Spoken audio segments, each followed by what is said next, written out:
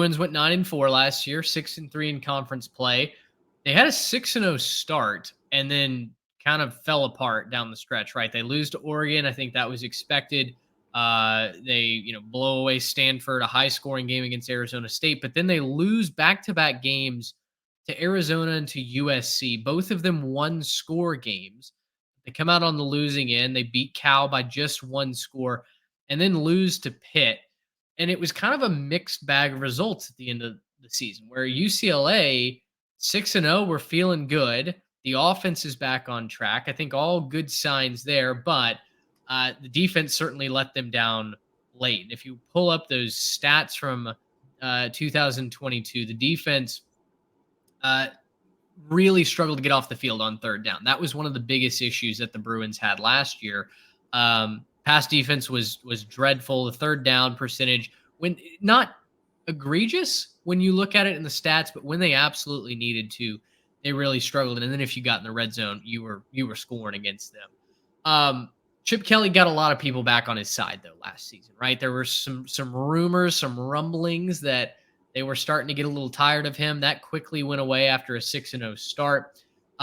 Without a doubt, though, I think this team's strength as they lose Dorian Thompson-Robinson, we'll talk about the offense in a second, is going to be the linebackers and the edge rushers this season.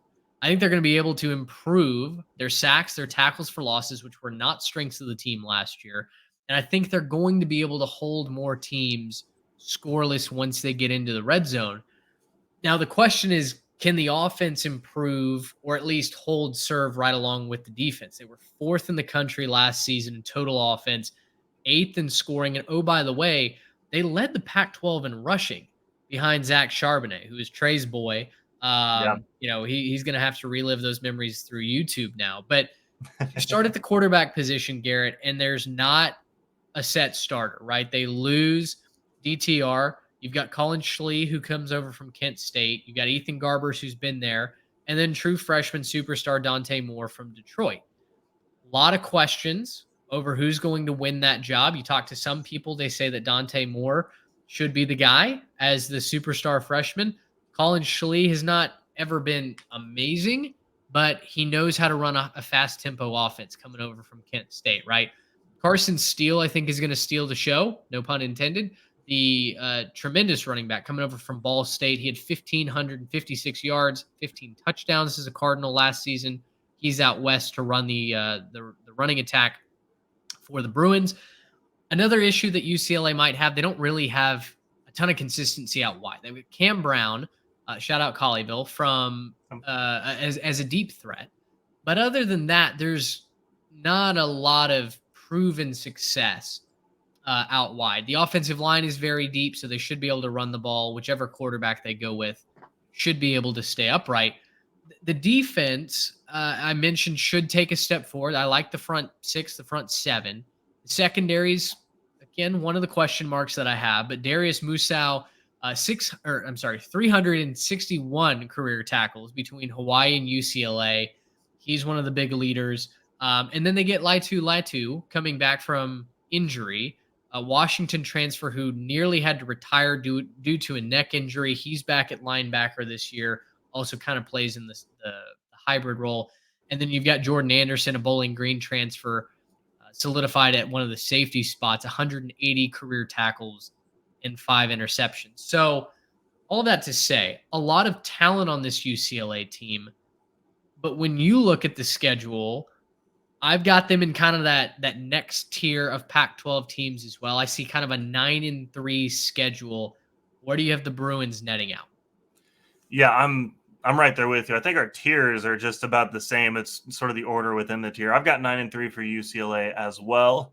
I think the issue that you're going to see with UCLA being able to kind of get to where I think a lot of their fans would like to see them take the next step is you're turning over so much of your offensive production, right? So much of that offense was predicated on the fact that DTR and Zach Charbonnet were just elite playmakers, respectively, at their positions. They could both run extremely well.